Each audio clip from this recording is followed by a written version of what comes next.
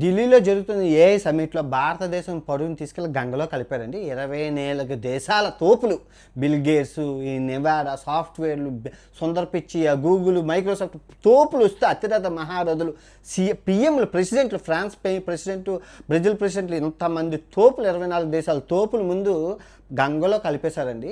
ఏం జరిగిందంటే ఈ గల్గోటా యూనివర్సిటీ అని చెప్పి ఒక గోంగూర యూనివర్సిటీ ఉంది నోయిడాలోని.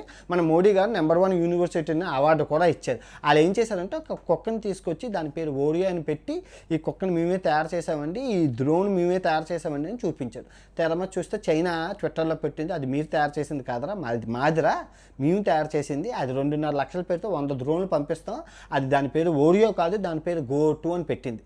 ఆ డ్రోన్ కూడా మేము ఇది ఇక్కడ ఇది మెయిన్ స్ట్రీమ్ మీడియా కానీ మన బత్తాయిలు చెప్పడం, మన బత్తాయిలు ఎప్పుడు కుర్చీలో కూర్చొని హిందుస్థాన్ పాకిస్తాన్ పరువు తీసేసాం, మన ముందు పరువు పోయింది బంగ్లాదేశ్ పరువు. మనకి కాంపిటేటర్స్ పాకిస్తాన్ బంగ్లాదేశ్, వాళ్ళిద్దరూ మన దగ్గర పేద దేశాలు బికార్ దేశాలతోని కాంపిటేటర్. చైనా చేసిన పరువు గురించి చెప్పండి.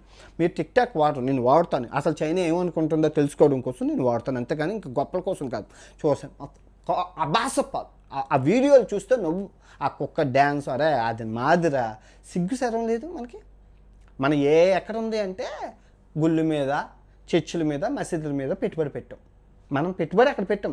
గుడి కడితే 10 మంది ముష్టోల్ని తయారు చేసుకుంటే ఓటు బ్యాంక్ వస్తుంది. అదే బడి కట్టామనుకో 10 మంది శాస్త్రవేత్తలు తయారనుకో దేశం అభివృద్ధిలోకి వస్తుంది కదా.